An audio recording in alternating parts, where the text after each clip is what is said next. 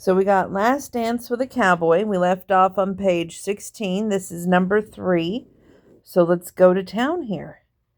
His tone gentled on the last sentence and only irked her more. He did not get to look at her like some fragile girl that he left behind. Fine. She stared down at him, unwilling to let go of control.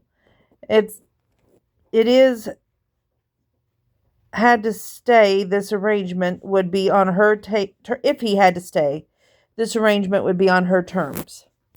But we're going to have to come up with a cover story while you're here, because I refuse to tell my grandparents about Kingston.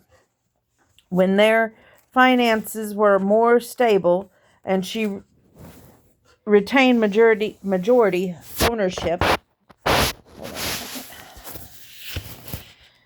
for their family, she could tell them everything.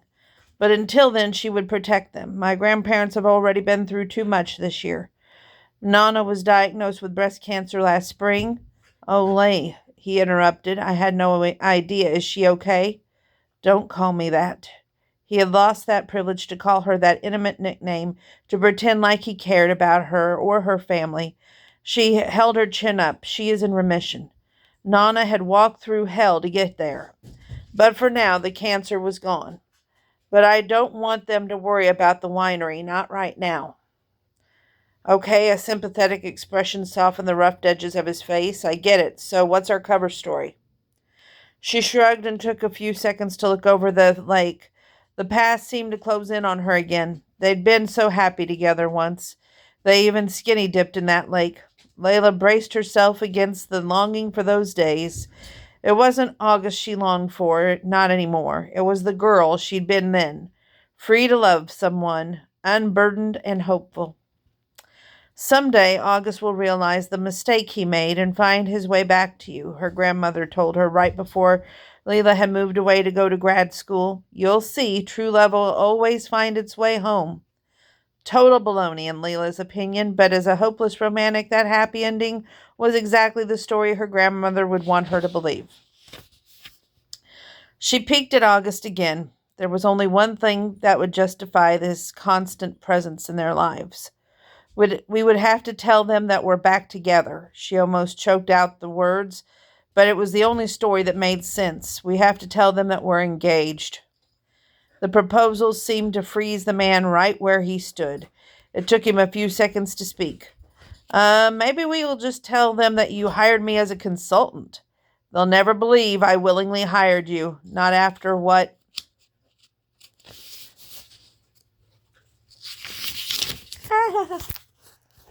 Just about dropped the book, y'all. She'd gone through when he left her. As much as she tried to put on a good front, her grandparents knew her too well. They knew she'd never truly gotten over August. That's why they would fully believe she'd given him another chance. Besides, we would never hire anyone from Kingston. They know we don't have the money for their consultant, and they'd be worried that something was wrong. August stared at the ground, his eyes shifting as though he was searching for an alternative. Leela crossed her arms. Don't look so concerned. You've already made it pretty clear how you feel about marrying me. I'll have absolutely no expectations this time. His jaw tightened, but he said nothing. Good, it would make it easier if they didn't argue. Telling them we're together is the only way to explain you hanging around constantly. Layla walked to the bench at the edge of the lawn and sat on the burden of the weakening knees. She'd always been a terrible liar, but this arrangement would only be temporary. They're going back to Italy for the winter. After that, they'll leave. I'll tell them that we broke it off because things didn't work out again. Except this time she wouldn't wait around for years for him to come back. She would know better. August sat next to her. His posture was still rigid. It doesn't have to be a big deal, she said, shrugging off every emotion. Seeing this man had dredged up in her, emotion would not save her family's home. There's a ton of work to do at the winery, trust me, and she would make sure to give him all kinds of projects to keep him busy and out of her hair. If August thought he was the boss, he'd have to think again. We'll hardly have to spend any time together at all. We'll divide and conquer. She would do this on her terms. Forrest might have sent August out to take her out of control, but she wasn't going to give up so easily. As long as he was here, she would use him to help her grandparents. As I understand it, I still have 3 months to improve things or in order to maintain half ownership. She didn't like the way August shifted his gaze from hers. That was my agreement with him. I made sure it was in our contract. Leela watched his face carefully, but August's pensive expression did not change. Well, she demanded when he stayed quiet. Isn't that what he told you? Yes, technically you have 3 months. The man clamped his mouth shut as if he wanted to say more, but thought better of it. Great, 3 months is plenty of time. She wouldn't give August or Forrest the satisfaction of failing. Earlier this morning, when she looked at the numbers again, her hope might have wavered, but who needed hope when she had determination? Chapter 3. Are you sure this is a good idea? August tugged on Leela's arm outside of the winery office, but then quickly let go of her. He had no business touching her. He had no business feeling a distinct and long abandon stirring a warmth kindling where a cold hollowness had been when he looked at her. I'm not thrilled about this arrangement either, she said, cocking her head to glare up at him, but acting like we're a couple shouldn't be a problem since our past is ancient history. We need to think of it like a business arrangement. Right, it shouldn't be a problem to pretend. August pretended all the time. Except seeing Layla again had already messed with him. She changed in the years that since he stood with her at his father's funeral. The beauty of her silky olive skin, her dark hair, shimmering brown eyes, and soft full lips had only grown more nuanced over the years, a lot like fine wine. She also had a sharper edge these days, a different flavor about her. He'd seen a stiffness in her movements. He heard a rigidity in the same voice that had once been soft and velvety whenever she'd spoken to him. There went that stirring again. The emotion must have come from the guilt he managed to bury beneath the passing years. He should have come back to talk to her in person long before now.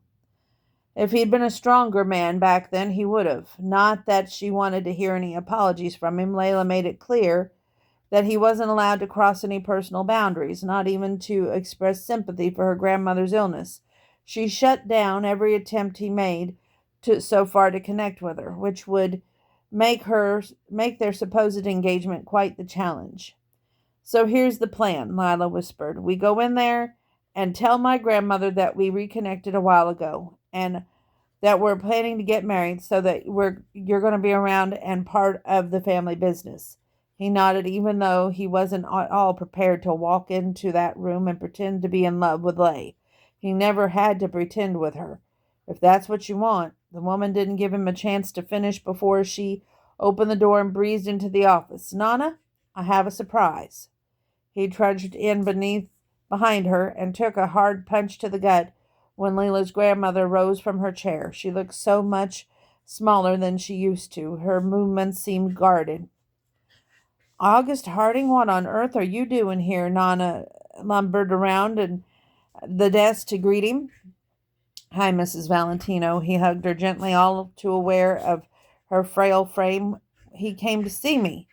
August couldn't claim to know Leela anymore, but he could detect the phony happiness ringing through her tone. What? Nana braced her palm against the desk when she pulled out from his hug.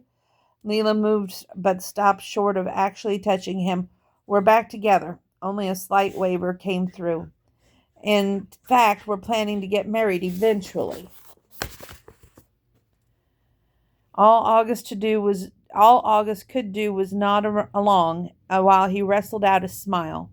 He got that Lee wanted to protect her grandparents, but they had a lot of work to do to make this facade convincing. That's why he's here. Layla rushed on before he could speak up and ruin everything. As part of the family, he's going to be helping us out at the winery. I knew it. Nana hugged him again. I always knew you would find your way back to each other. I used to tell Layla that all the time. Oh, such happy news. We have a lot to catch up on. I want to hear everything. Leela's grandmother prodded August and Leela to the small couch near the window where she sat between them. When did you two reconnect and how? Earlier this summer, August said at the same time Leela said last winter. He shot Lee a glance. See? They really should have gone over the details before she rushed him over here to tell her grandparents. We've been talking since last winter, his pretend fiance quickly corrected, but we kind of made things official earlier this summer. Right, kind of, August echoed. Her grandmother sighed dreamily. A modern-day love story. Nana had always been a hopeless romantic. Back when he and Lee were dating, her grandmother would always give him ideas about dates he could take her on and ways to surprise her. Anyway, Leela went on. We started chatting and you both realized that you two were meant for each other? Okay, hold on. Her grandmother squeezed their hands. I always knew it. Of course, everyone did. Even at 16, you two were absolutely perfect for each other. I don't know about perfect, Leela muttered. I definitely wasn't perfect, August found himself saying before he could stop it, but Lee had been pretty damn close, and he'd gone and left her. You don't have to be perfect to love someone. Her grandmother brought her hand to August's cheek, giving it a gentle pat, not when your souls were destined to be together. You can run all you want, but eventually that love will win over time and distance, and it has. Love has brought you back together. Oh, she struggled to stand, so August helped her to her feet. I have to run and tell Papa the news. And Samuel, too. Your brother is going to be shocked. Leela's brother Sam would be shocked, all right, and not in a good way. That man never liked him, not even when August had been in the rest of the family's good graces. Leela stood too. Can you let me tell Sam, please, Nana? I don't want him to be upset that I left him out. Sure, that would be best. Her grandmother shuffled to the door, but I will go find Papa right now. I'm sure he's out fussing over the Chardonnays. She paused with another excited grasp. We must have dinner tonight with August as the guest of honor. No, not tonight, Leela blurted out before August could accept. We don't have to do that. He just got into town and he's tired, and all the more reason to celebrate. Her grandmother was practically singing now. 6 o'clock in the restaurant. She smiled warmly at August. Invite your family too if you like. Call the restaurant and tell them how many to expect. She turned and left the office. Goodness, an engagement, a wedding. This is so exciting. Her voice faded until only an awkward silence lingered between them. He let himself study Lee for a few seconds, but she avoided looking at him and sat behind her desk. That went well. Had it gone well, I'm not sure that we were very convincing. He sat in his chair across from her. It was fine. Lee dismissed his concern with a wave of her hand. Now, as far as the winery goes, it's important, you know, that what you're walking into. She slid a large stack of binders across the desk. Here are the financial records. August looked at the stack, his eyes wide. There had to be thousands of printed pages in those things. You should read everything. A smugness snuck into her smile. It'll take you a while. You'll notice things aren't looking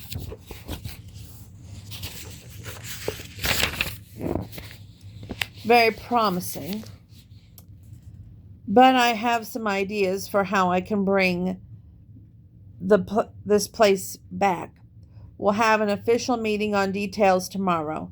She pushed out her chair. Right now I have to go talk to Sam before Nana finds him. That's probably a good idea. He suspected Leela's brother wouldn't take the news as well as Nana had. August stood too, collecting the binders. Do I need to worry about him? Leela shrugged. I'll take care of him. It's not like he's going to beat you up or anything.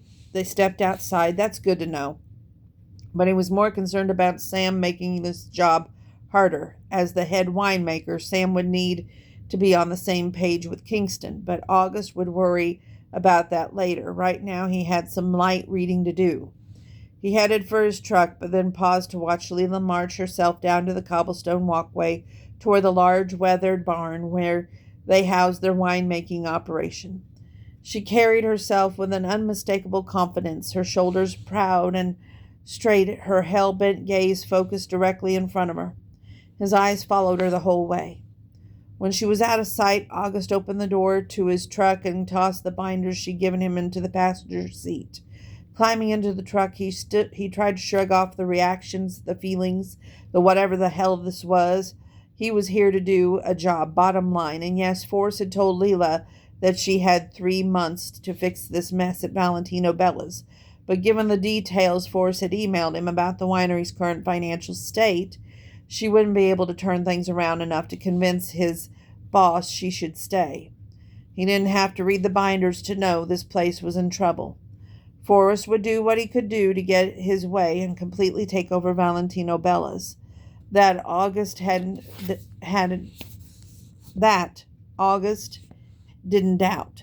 Taking it slow, he followed the curve of the road, the mountainside switchbacking through the vineyards, their leaves lush and green, nearly ripe varieties of grapes heavy hanging on the vines. Seeing the place where he spent so much time with Lila didn't help him outrun the memories.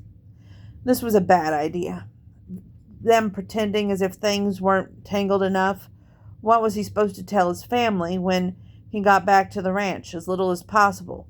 That's what was matters. He'd held on tight for the last decade of his life. No connection, no feelings. Forrest was right. His lack of emotions was what made him good at his job. The road gradually flattening, entering the valley floor. Here, the pine trees grew thicker, illuminated by swatches of light cast by the late afternoon sun. Even years later, August could drive this route between the winery and the ranch with his eyes closed if he wanted. He knew every bend in the road, every bump. He must have driven it 1,000 times in the years he dated Lila. But now, turning onto the ranch's winding driveway, he didn't feel like he was coming home. His father had been his home. That had been the problem. That was why he'd gotten so lost after his death. Yes, he loved his mother and sister Jane and his brother Wes most of the time. But his dad had been his hero, his anchor. Without Harding here, the ranch had become an empty. But his dad had been his hero, his anchor. Without Charlie Harding here, the ranch had become an empty, sad place. The parking lot as sure as heck didn't look empty, though. August pulled into the parking lot spot outside the main lodge, squeezing between Wes's family SUV and Jane and her husband's Toby's truck. Before walking into the lodge, he heard a commotion, family fun happening all the way down on the lakes of the beach. So he walked around the building and took it in sight from the lawn. Wes and his stepson Ryan were out in the canoe fishing, while his wife Thea and stepdaughter Olivia watched from the lounge chairs. Jane and Toby were splashing in the shallow water with their daughter, Charlie. God, was it possible that his new niece had just turned 1? The baby was toddling around while she squealed and giggled. August started down the hill, but then hesitated. He didn't exactly fit in here with them. When he arrived earlier this morning,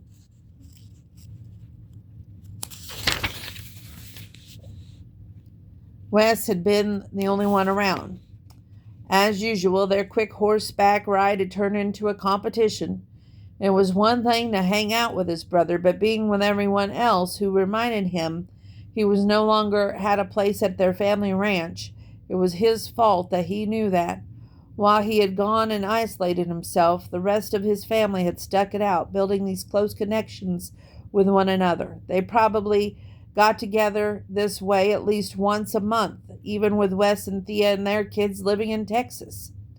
Uncle Augie, Ryan waved at him from the canoe. Too late to make a quiet escape now. August waved back and joined everyone on the bench, smiling like he would at a new wine release party and greeting Thea and Olivia before his sister beelined toward him. "You're here." Jane swooped her adorable daughter into her arms and ambushed him with a hug, splashing him with the cold lake water. He hugged her back as though it was the most natural thing in the world, but he didn't hug anyone except when he came home, and then they all tried to pretend he was one of them. Mom said she didn't know why you were coming home. His sister stepped back, peering up at him hopefully. But she said you'll be here for a while this time. Yeah, a few months more than likely, unless the Valentino Bellas completely implode before that.